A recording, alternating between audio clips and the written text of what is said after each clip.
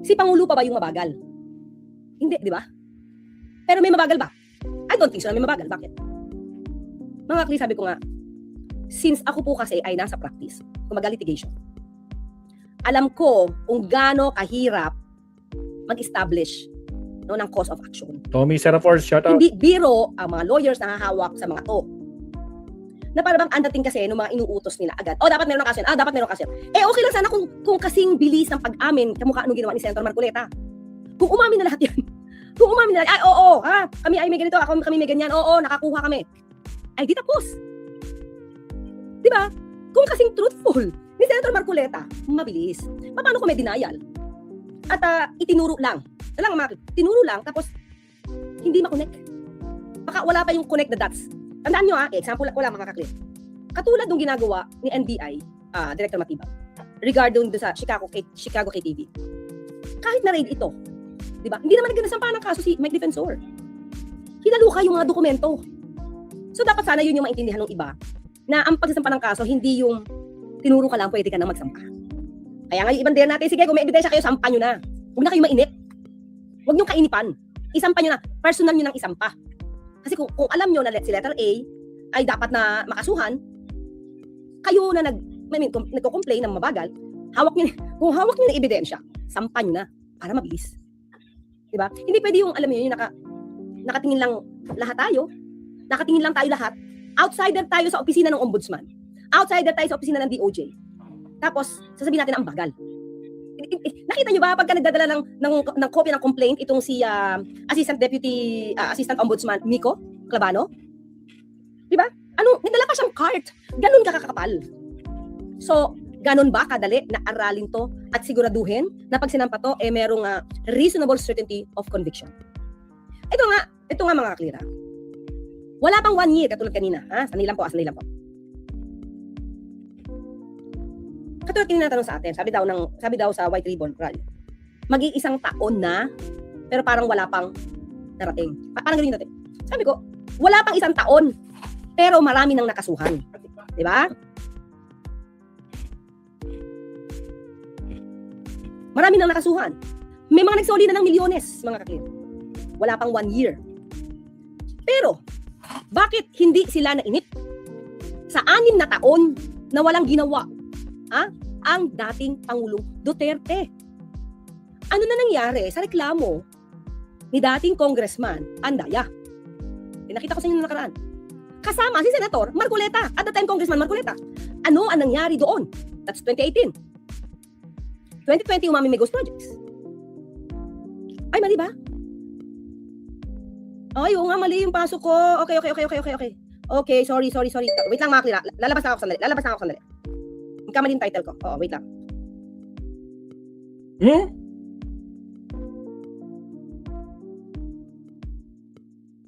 Nangyari doon, attorney. Mali yung title. Sa bagay, pinag-uusapan niya si Con si Marcoleta tsaka si Andaya. Diba? Nako po. Pass forward. Okay. Mali kasi yung pagkakasunod ko dito. Well, anyway, so yan, mga klip. So bakit hindi? Bakit parang pahiyang-pahiya dito si Mike Defensor?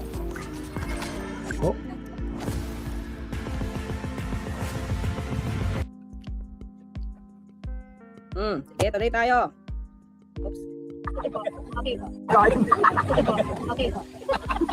Kasi bakit wala kayo dun sa main program? Dito kayo, ilang metro layo. Wala, actually, hindi siya makalapit hindi siya makalapit. Respeto na rin namin sa kanila yun. Meron silang stage doon, may programa sila. Kami naman, nandito rin naman kami. Pero nakikisa pa rin kami sa kanila. Hindi naman ibig sabihin na kalaban namin sila o hindi namin nire-respeto yung ginagawa. So, pati nandito kami para malayos na makakuha yung kanilang programa. Pero ang sabi naman ng mga organizers, walang political color yung protesta doon. Hindi po ba tayo nakipag-ugnayan? Nakipag-ugnayan ako dun sa... Nakipag-ugnayan siya, pero mukhang hindi talaga siya allowed magsalita, mga kapira. Isang political, one of the conveners. And sinabi naman niya, you can come on your own, bilang Pilipino, makikisa ka. May mga iba din, nakita niyo may mga iba nabibilang mga statements na hindi maganda. Pero wala sa amin yun Sa kami, nandito kami dahil yung laban naman nila sa korupsyon, laban din naman namin. Yung korupsyon, hustisya, walang nakukulong. Kasi mga kapira, parang nagtipon-tipon sila, tapos sumisigaw sila ng Duterte. O di pa, mukhang i-hijack yung dating mukhang i-hijack yung White Ribbon Rally na palabasin na Duterte. Mahirap naman yun. Ako makukulong dun sa mga nagnakaw. Teka lang, ito, mauna pa daw siya makulong sa mga nagnakaw. Paano hindi, mga ka-clear? Tinuro ka ni Senator Marcoleta eh. Nilaglag yan. Tinuro ka ni Senator Marcoleta. Na donor. Siya ang naglaglag sa'yo. Tama. Alam ka namang hindi ka isama sa kaso. Itinuro ka. Hindi naman yung gawa-gawa ng ombudsman. Itinuro ka eh. Kasalanan ni Marcoleta Maliban yun tuloy. maliban doon sa NBI na kaso. Ha? Tinuro ka. Wala ka na magagawa doon. Nirespeto naman natin yung ganung panawagan. Ano yung nabanggit niyo, sir, na mga statement na hindi maganda? May mga public statement sila eh. In particular, nabanggit pa nga ako eh. Na Doon mismo sa rally, mukhang pinangalanan pa siya na dapat siguro rin usigin or dapat managot. yun, Baka yung tungkol sa 18 maleta, mga clear. pumunta ka dyan, huwag kang, parang something to do with, huwag kang magsalita or huwag kang makigulo. Nung una pa man sinabi ko pupunta ako makikisa bilang Pilipino. Okay, pakinggan ko lang ito mga clear. Paano ba ito? Medyo mahaba ito. Tingnan natin ito. Yun din ha. May papakita ko sa inyong letter after. So dito mga clear, di niya in-expect siguro na wala kasi silang kulay, pero kasi yung kulay mo halatang halata.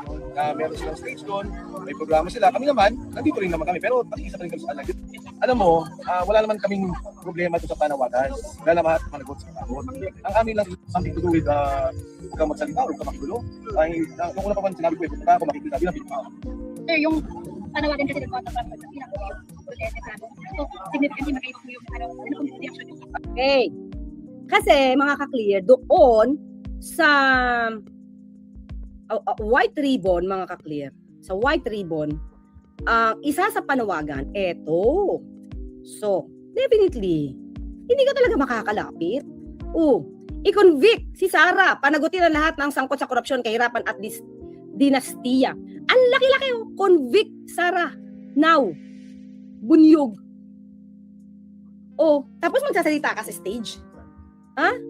Makikisali ang mga Duterte, DDS sa anti-Duterte rally? Yeah. Hindi ka lalapit. Hindi ka talaga lalapit. Kasi mga kaklir, iba yung sigaw niya. Iba yung sigaw nila. Ito yung sigaw nila. Even before. Nakita ko Wala na sa posto din nila. Yung speech nyo kanina kasi parang mananawagan na meron daw usapan kayo na parang hindi dapat po naman nawagan kasi parang seditious or something. There's something like an opinion from Remulla coming. No. Sa lahat ng mga, sa ating mga kasama sa administrasyon, yung resignation voluntary act ni Presidente yan. Kung mahal niya yung bayan, itong nangyaring kaguluhan, bagsak na ang ekonomiya. No? So, voluntary act ni Pangulo. So, tapos, kung magre-resign, sino papalit? Sige nga. Mag-defensor, sino papalit? Diba? Yan yung sinisigaw mo doon sa launching ng kantang Agila ng Davao yata. Basta may Agila. Dapat ngayon buitre, di ba? Kasi gustong-gusto na may mamamatay. Parang buitre, di ba? So, mga ka-clear. Di ba? Hindi ito voluntary sa gusto nyong gawin. Hindi. Voluntary resignation. Hindi yun ang gusto nyo. Sinisira nyo yung Pangulo gamit yung mga fake news nyo. Tapos sabihin nyo, sila ekonomiya. When in fact, yung mga fake news nyo, yung ingay nyo, yung paninira nyo, nakaka-apekto to sa ekonomiya. Ilan kayo, kasama kayo, na nakaka-cause ng pagbaksak ng ekonomiya. Maliban sa global oil crisis, mga maliban dyan. Hindi lang tayo yung bansa, mga pagdating sa global oil crisis, ang naapektuhan. Pati yung pagbaksak ng value ng peso. Hindi lang Pilipinas. Nangyayari ito because of global oil crisis. Pero, instead na iangat ninyo ang administrasyon at tulungan nyo, binabaksak nyo kasi meron kayong gustong ilagay. Gusto nyo agad pumalit ang Vice Presidente sa posisyon ng Pangulo. Bakit? Para maprotektahan ang mga negosyo ninyo? Yung mga pinagkakakitaan ninyo? Yung mga ginawa ninyo? Kasi siyempre pag Duterte, tingin nyo mabubulilyaso itong Chicago KTV na to, mga ka-clear? Chicago. Na di umanong naging sex den and di umanong drug den. Agoy. Hala ko ba ayaw ng mga Duterte sa drugs? Bakit sa'yo doon sa KTV may drugs? Diba? Paktay. lokong defensor parang di naging kaibigan ni PBBM eh. Well, pansarili mga ka-clear. Ayaw ng Pangulo ng mga itong klaseng mga negosyo. Kaya ayaw din nila kay Pangulo. Bulilyaso eh. Natitimbog.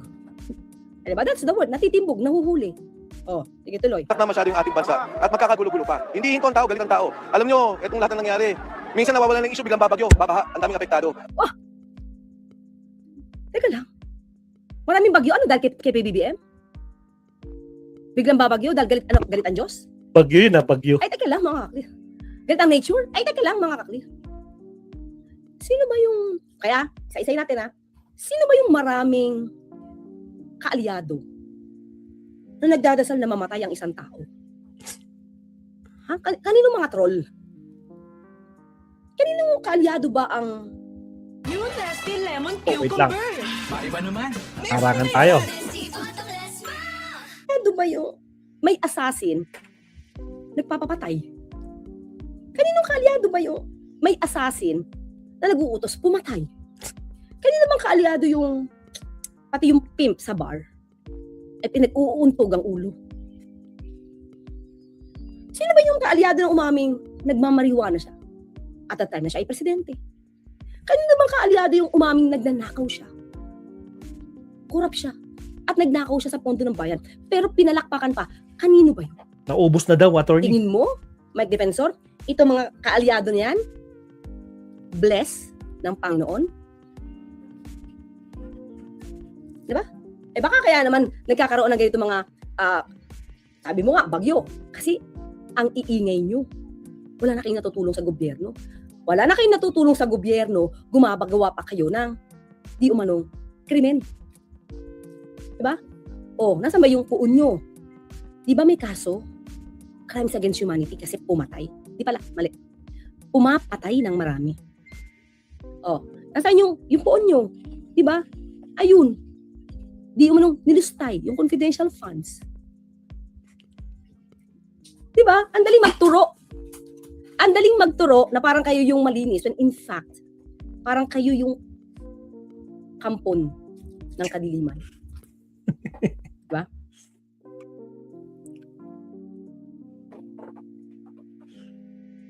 Oy, nakamute si Attorney Claire. Yun lang, okay. Parang nawala bigla. Nakamute si Okay, Attorney. so, okay. Ayan, no sounds. Ay, hindi na pa. O, ngayon lang. Ngayon lang. Okay na. Maraming ba ako na-miss? Hindi naman, no? Okay. Mukhang hindi naman. Okay na. Okay. Wala masyado na-miss, no? Parang napindot lang. So, ito mga ka-clear, ha? Share ko ulit. Tingnan natin. Ay, nasa yun. Yan. Wala naman kaming problema ito sa panawagan. O, nandiyan pa yung isang maingay, oh. Ayun katabi niya, oh. Wala naman at managot sa panahon. Ang aming Ilang sinasabi, ranger. Parang lopsided mismo yung nangyari. Biruin mo yung isang vice president na ang tagal na nilang pinag-usapan yung issue niya. Noong pa nga nasa COA pa, 125 million. Pagkatapos, itong bilyon-bilyon na korupsyon, wala pa tayong nakikita. Isang bilyon O, di ba? O, di ba naman sinungaling, mga ka-clear? Meron nga, eh. Di ba? Ano bang ginawa nila nung hinuli si Senator Jinggoy? Ano, di ba? Oo, kaalyado yun. Ano ginawa nila? Di ba nag-boycott ang Senado nung hinuli? Di ba? Taliwas yung kwento niya. Oh, si Senator Jinggoy, mga klira, si Senator Bong Revilla, kaalyado ng Pangulo to, nauna pa. Nauna pang kasuhan, ha. Tapos ngayon si Senator Jinggoy, ano ginawa ni Senator Cayetano? Parang gusto pang harangin, di ba? So, ano walang napapanagot? Di ba? Puro kasi fake news itong mga to, eh. Fake news. libre nga lang doon is 1 bilyon, 500 bilyon. So yun lang naman yung aming sinasabi na may O, di ba? Ibig sabihin, since 125 million lang yan, huwag nyo na panagutin. Kasi ang papanagutin nyo yung mga mali-maleta na hindi naman nyo napoproduce yung ebidensya. O. Di ba? bukas at malinaw na pagnanakaw, may mga salita na O. Malinaw na pagnanakaw, tapos wala naman siyang ebidensya. Wala naman siya dun. Wala siya dun, di ba? So siya naman nagsasalita, yung 18 Maleta Boys, hindi na naman. Kasi pag nagbuka ng bibig ang mga 18 Maleta Boys, huli. Napatalon-talon ang kwento. O. Kaya mga ka-clear, ito yan, ha? Okay. So, pakita natin, ha? O. Paulo Marcoleta, Mike Defensor, Spotted at White Ribbon March. Siguro, feeling nila makakasali sila. Dito lang ako para mag-drop off ng food, sabi niya. Marcoleta added that gatherings should not be viewed through a political lens. Siyempre, lahat naman tayo ayaw ng corruption. Bakit parang hinaharang mo yung impeachment? Diba? Walang political color ngayon. Basta lahat tayo kontra sa corruption. Yun naman pala eh. Ba't parang ayaw yung mabulat-lat, maipakita ang ebidensya? Ito. Meron dito, Marcoleta, tira. 3,000, more than 3,000 ang sumali. Okay? Marcoleta and his father, Senator Rodado Marcoleta, are known allies of the Vice President. Both have questioned the impeachment case against her. Diba? Yan. So, meanwhile, defensors also seen on the sidelines of the protest along with the Duterte supporters who were likewise dressed in white. The group was heard, the group was heard chanting Duterte, Duterte despite the rally's anti-corruption team. Bakit? Kaya kayo hindi pinapunta. Hindi kayo pinapasok o pinalapit. Ito mga kli, nakita niyo na siguro to ha. On reported participation of rabid DDS personalities in the White Ribbon March. Bagong alyansa mga kabayan is ready to work with all those who are pursuing accountability against those who use their power and influence to steal with impunity. We are part of the White Ribbon March, which demands not just accountability but also end to the pork barrel system, political dynasties, and reform of the country's electoral system. This is an initiative of Okay na yan, dito na tayo. The rabid pro-Duterte personalities who expressed their intent to join the march are advised to respect the integrity of the space we are building in our struggle for truth, accountability, and justice. You are not welcome here. See, mga ka-clear, hindi sila welcome dun. Diba? So, tingnan natin dito mga ka-clear. Wait lang ha, hanapin ko lang. May news yan dito. May news, nandito ba yung news na yan? Dito. Okay, may news yan sa Bilyonaryo. Wait lang mga ka-clear, hanapin natin. Shout Kasi out. hindi nga sila, kumaga, Yema Yambao. Salamat. Hindi ko kung Duterte kayo, tapos okay. Salamat yun.